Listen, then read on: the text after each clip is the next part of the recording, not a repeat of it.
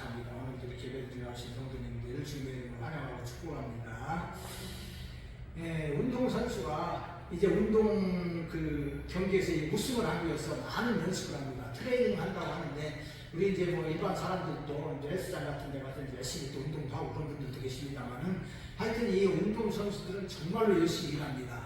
저는 지금도 이렇게 기억을 하고 이렇게 좀 마음속에 간직하고 있는 것이, 우리 신건우 선수가 있었습니다. 그 사람 이제 성남 사람이기도 하고, 1996년 애틀랜타 올림픽하고 2000년도 시드니 올림픽에서 이제 그 체육에서 레슬링 경기에서 금메달을 땄지요. 연속해서 금메달 따는 게 쉽지 않은데 그동안 금메달을 땄습니다.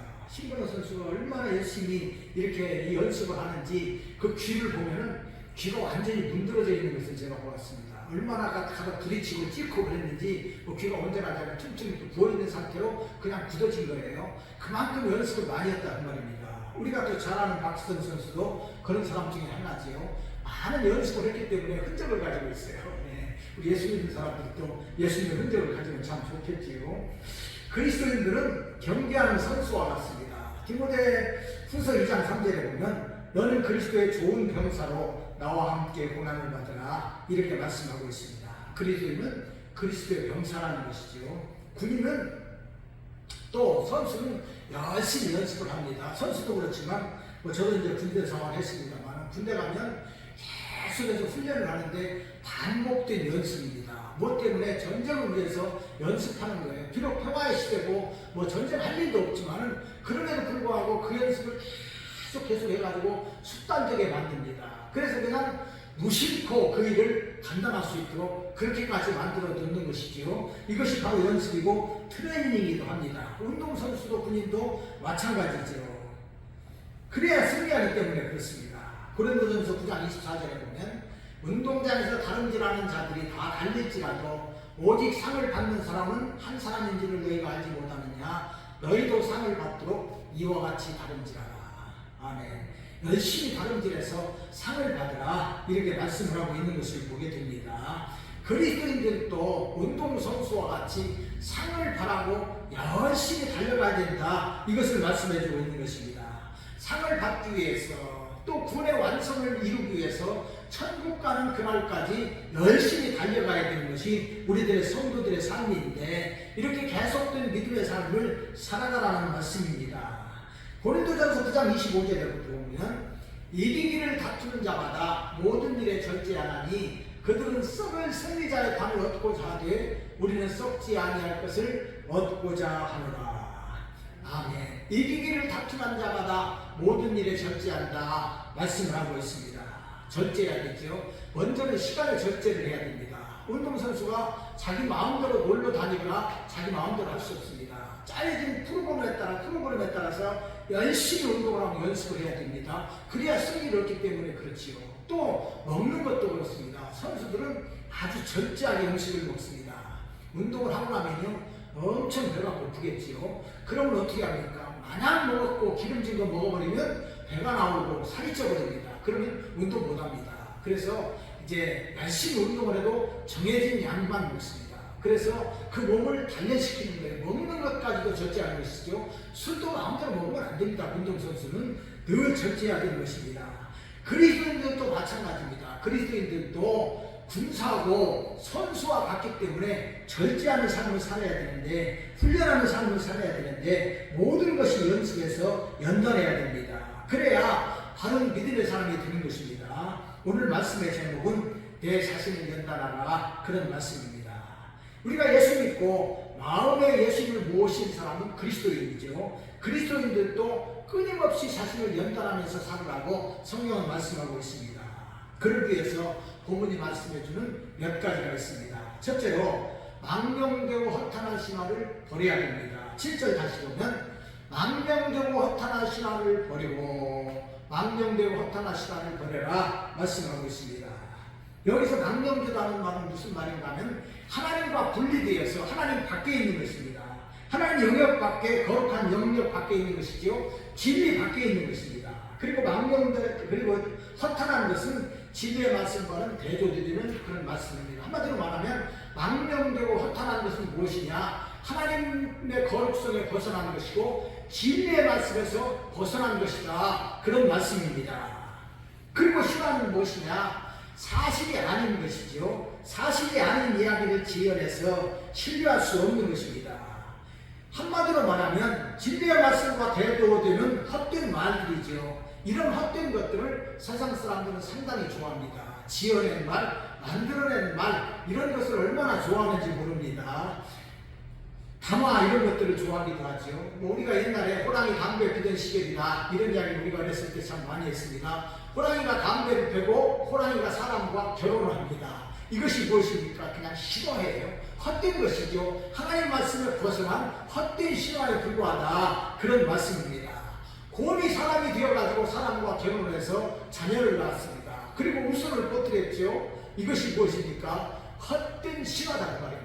헛된 신화, 만들어낸 신화, 하나님의 말씀과는 벗어난 그런 것이다 그 말입니다. 그래서 사람들은 이런 망령되고 헛된 것들을 좋아해요. 뿐만 아니라 돌 붙여가 눈물을 흘렸다.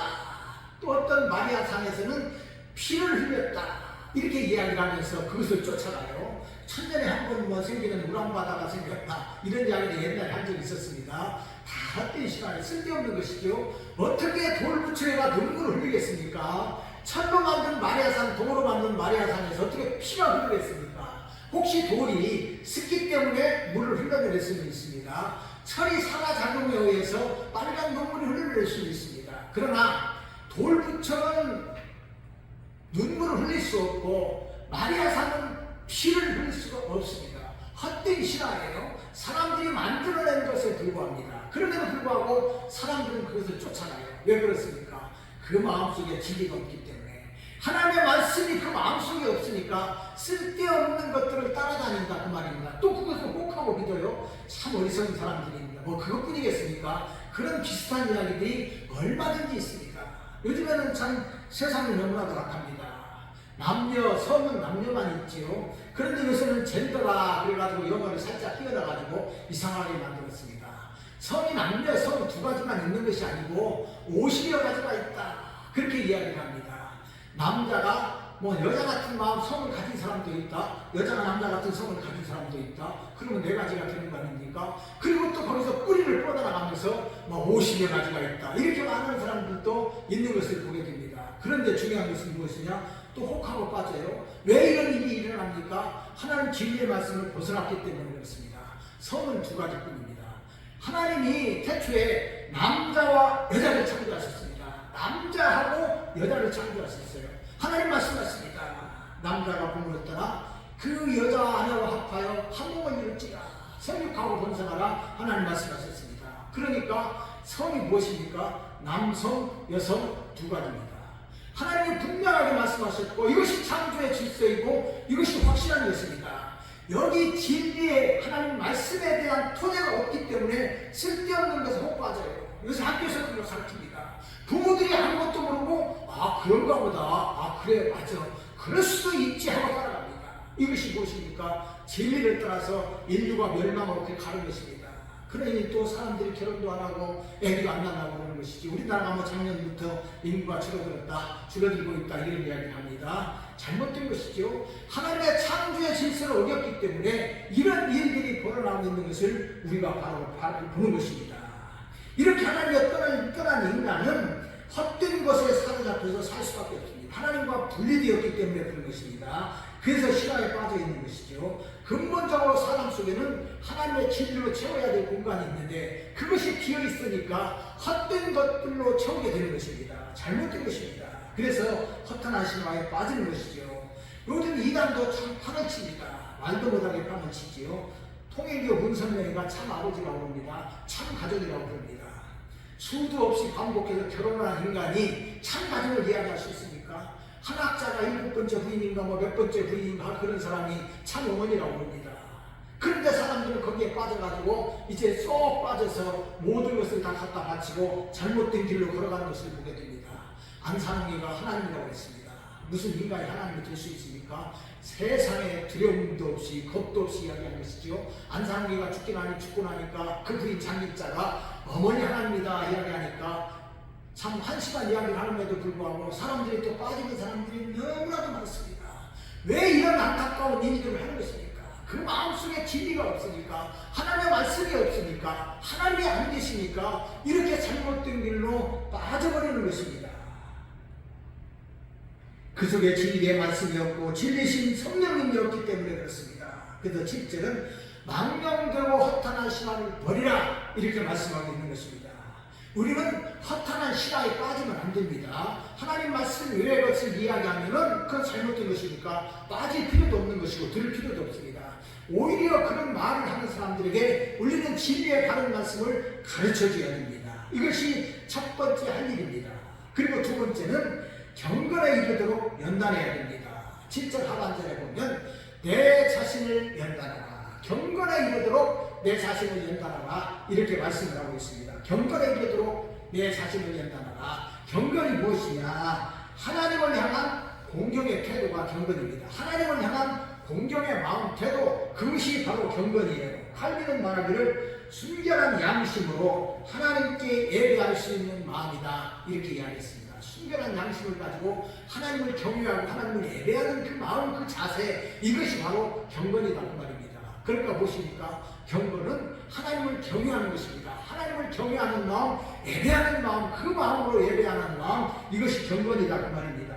그러기에 경건은 하나님의 성품을 닮아가는 것이고 우리를 구원하신 하나님을 진정으로 사랑하고 충성을 다하는 그런 마음인 것입니다. 그러기 위해서 우리는 말씀을 붙잡고 기도해야 되죠. 말씀과 기도로 하나님께 나아가야 되는 것입니다. 바로 이것이 경건의 삶입니다. 먼저는 우리가 읽은 대로 망령되고 허탄한 신앙을 버리는 것입니다. 그리고 경건에 이르도록 내 자신을 연단하라 이렇게 말씀하고 있습니다. 우리가 이제 보는 개혁 개정에는 그렇게 있고 옛날 개혁 성경에 보니까 내 자신을 연습하라 이렇게 이야기했습니다. 한마디로 말하면 연습해서 연단하라 그런 말씀입니다. 그래야 경건의 삶이 되지요. 그리스도인들은 삶에 있어서 진정으로 그리스도인의 삶을 살아야 됩니다. 첫 번째는 예배자의 삶입니다. 늘 예배를 그리워하고 예배를 사모해야 됩니다. 다윗 성전을 사모하고 하나님의 성전 건축을 위해서 늘 수고했던 것처럼 그런 마음이 있어야 됩니다. 고라 자돈도 성전을 사모하는 마음을 시로 표현했습니다. 시편 84편 1절 2절의 말씀. 만군의 여호와여 주의 장막이 어찌 그리 사랑스러운지요. 내 영혼이 여호와의 공정을 사모하여 쇠락하며 내 마음과 육체가 살아계시는 하나님께 부르짖나이다. 아멘. 아멘. 만군의 여호와여 주의 장막이 어찌 그리 사랑스러운지요. 내 영혼이 여호와의 공정을 사모하며 쇠약한다 말씀하겠습니다. 이 고라자손 시인은 하나님의 성전을 사모했습니다. 하나님 앞에 나가서 예배드리고 제사하는 그날을 늘 사모하면서 살아갔습니다. 혹시 하나님의 성전에 못 나가게 될까봐 그 마음이 조급했습니다. 그래서 여호와의 궁전을 사모하고 쇠약했다. 하나님 앞에 제사드리고 예배드리는 그날이 너무나도 그리워했기 때문에 내가 그날을 바라보면서 내가 쇠약했다. 이렇게 말하는 것을 보게 됩니다. 바로 이것이 예배자의 삶이고 예배자의 자세입니다. 경건한 삶을 사는 사람들의 모습이 바로 이런 사람의 모습이라고 말합니다. 그래서 하나님을 사모하고 하나님을 사랑하는 사람은 성전을 사모하고 예배하는 날을 기다립니다. 예배 시간을 기다리면서 예배를 드리는 것이죠. 혹시라도 예배당에 못 나갈까봐 그 마음이 조급한 것입니다. 이런 마음이 있는 것입니다. 그래서 예배 시간이 되면 하나님 앞에서 예배를 드리면 그 마음이 기쁨이 넘치고 감사가 넘칩니다. 하나님의 성전을 사모하고 예배하는 그 시간을 기다렸는데 그 마음이 예배하면서 얼마나 기쁘겠습니까? 하나님 앞에 예배드리고 찬송 부를 때에 그 마음이 기쁨으로 넘치고 감사가 넘치는 것입니다. 이것이 바로 경건에 이르는 사람들의 삶이고 또 경건에 이르도록 나아가는 것입니다. 그래서 경건한 삶을 사는 것이 바로 예배자의 삶이라고 말입니다. 그러나 경건한 척하는 것은 도움이 되지 않습니다.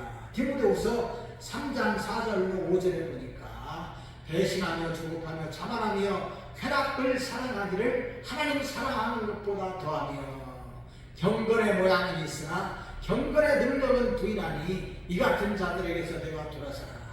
아멘. 무슨 말씀입니까? 세상을 사모합니다. 쾌락을 사모합니다. 세상을 더 좋아합니다. 그런데 예배를 드리기는 드립니다. 예배 드릴 때는 경건한 것 같이 예배를 드리는데 그 마음은 세상으로 향해 있는 거예요. 이런 사람들은 무엇이냐?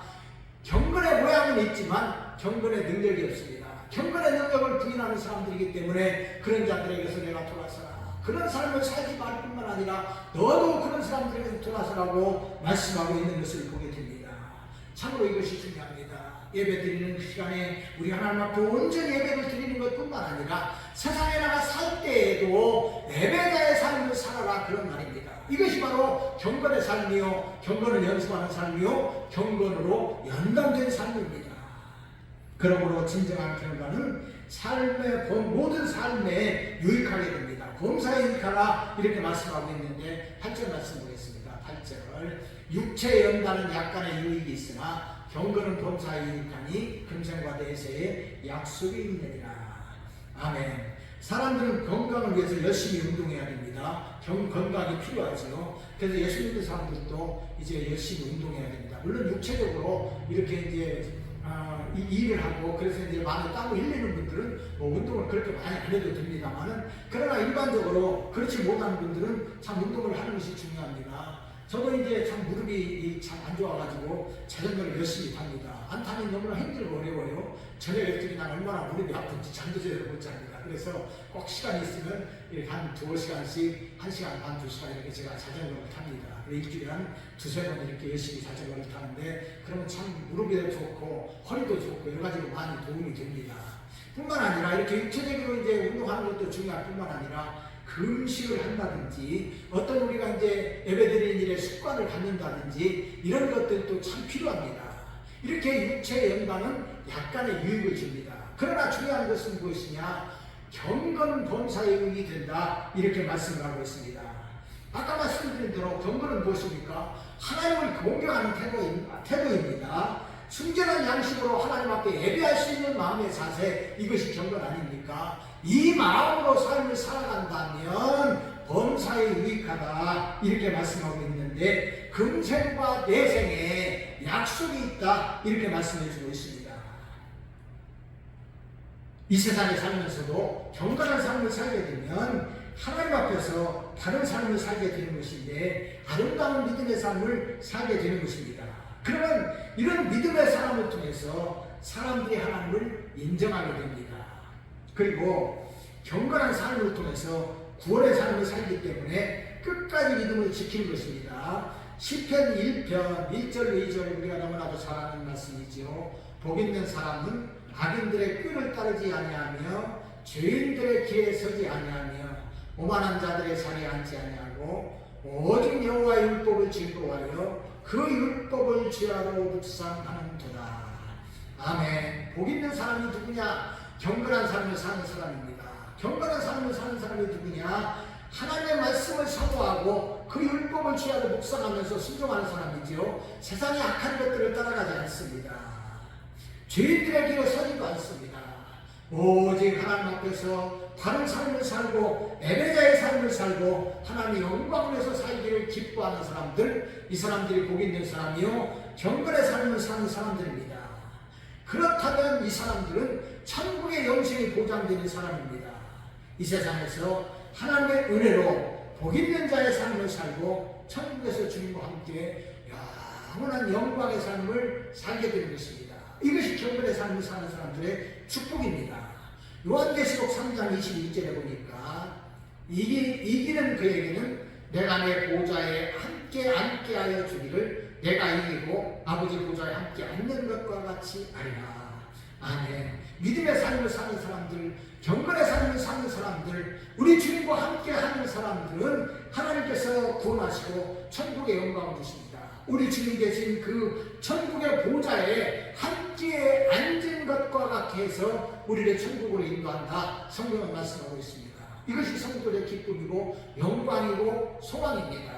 우리가 이 세상의 삶으로 끝난다면 우리는 얼마나 불쌍한 사람이 되겠습니까? 그러나 우리는 구원받아서 이 세상에서 하나님의 은혜로 살 뿐만 아니라 주님과 함께 살 뿐만 아니라 이 세상을 떠나는 그날에 하나님 나라에서 주님과 함께 영광스러운 삶을 살게 된다, 그런 말씀입니다.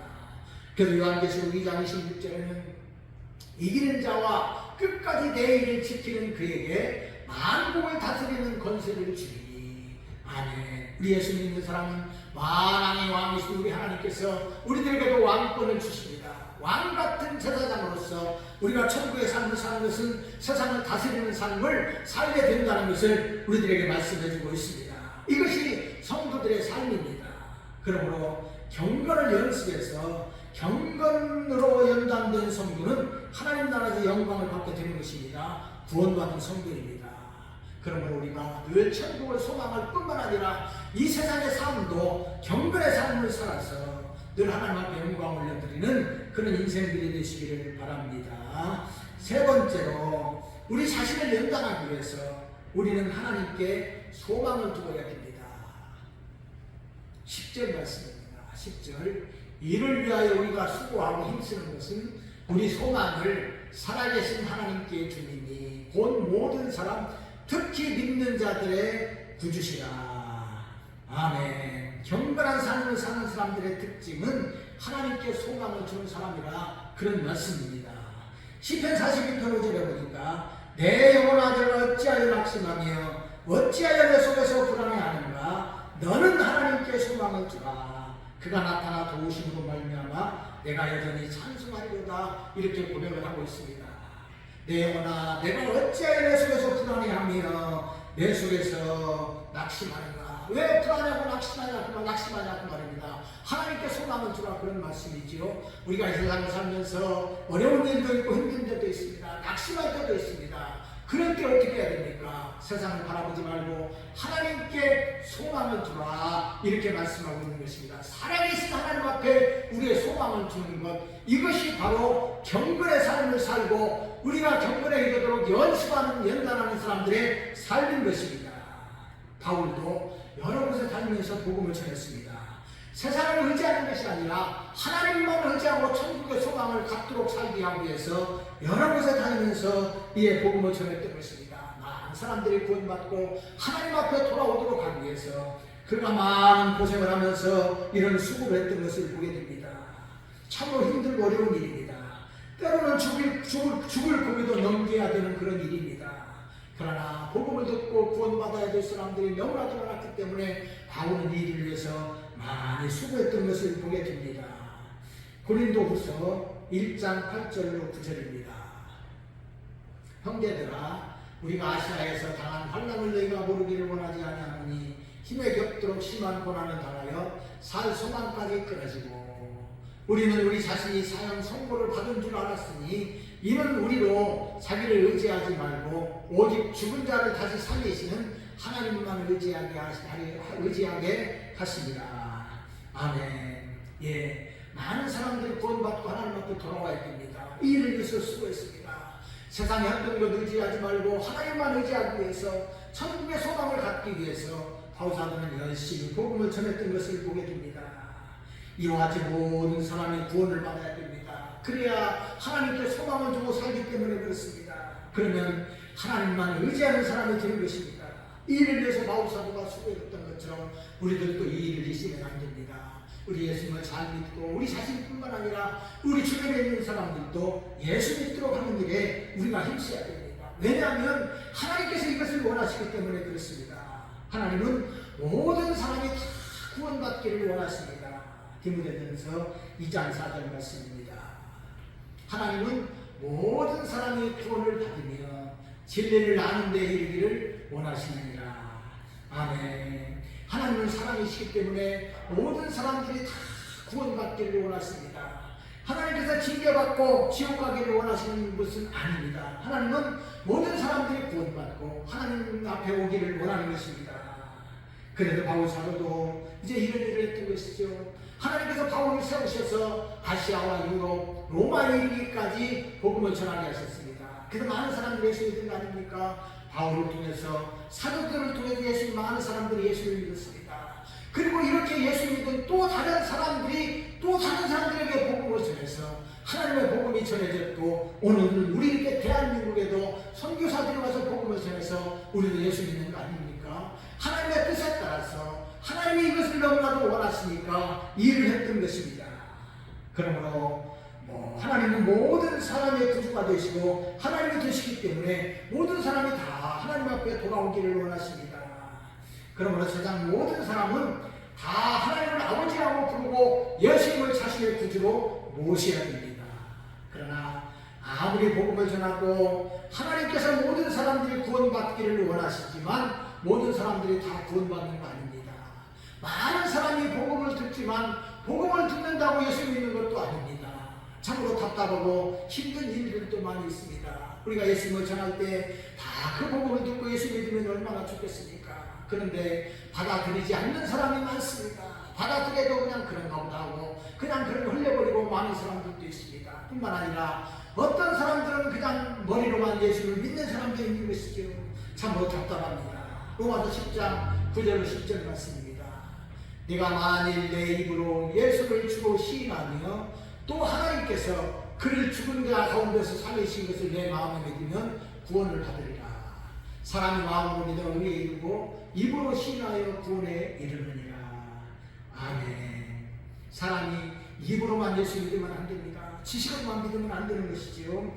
오래전의 일입니다. 10년, 한 20년 된 일인지 하여튼 20년 가까이 되는 일인지 잘 모르겠습니다만 제가 이제 이렇게 분당에 있는 국군 수도병원에 이렇게 이제 전도하러 다녔습니다. 어떤 한 친구에게 이제 가서 복음을 전했습니다. 뭐 잘합니다. 줄줄줄줄줄줄 설명을 잘 알아요. 어렸을 때부터 신앙생활 했다고 합니다. 그래, 너 참 믿음이 좋구나. 그러면 이제 예배를 열심히 드리느냐 이렇게 물어봤더니 예배당에 가지 않습니다. 안 가요? 안 갑니다. 그래서 제가 이야기했습니다. 그러지 말고 예수 믿는 사람은 꼭 교회 가서 예배 드려야 된다. 이번 주일에 꼭 가서 예배를 드려라. 그리고 그 다음 주에 만났습니다. 너 예배 드렸냐? 안 갔다는 거예요. 안 갔다. 이 사람은 지식으로만 믿는 사람입니다. 제가 전도 현장에서 많은 사람들을 만났지만 특별히 지식적인 믿음을 가지고 있는 사람들의 대표 바로 그 청년이었습니다. 그래서 제가 아직도 머릿속에 있어요. 뭐 오래된 게 아니지만 아주 머릿속에 뚜렷하게 남아 있습니다. 무슨 이야기입니까? 믿기는 믿는데 지식으로만 믿는 거예요. 이런 믿으면 안 된다 그 말입니다. 그래서 성경은 말씀하고 있습니다. 사람이 마음으로 믿어 의에 이르고 입으로 시인하여 구원에 이르느니라. 아멘. 너무나도 중요합니다. 머리로만 하면 소용없습니다. 사람의 마음으로 믿어서 예수님을 나의 구주로 모셔야 됩니다. 그러면 됩니다. 이 사람은 하나님의 자녀가 된 사람이요. 이 사람 속에 성령이 들어가기 때문에 사단마귀가 꼼짝하지 못합니다. 사단마귀가 그 속에 있다 할지라도 못 견디고 나오는 것입니다. 이것이 참으로 중요합니다. 참으로 중요합니다.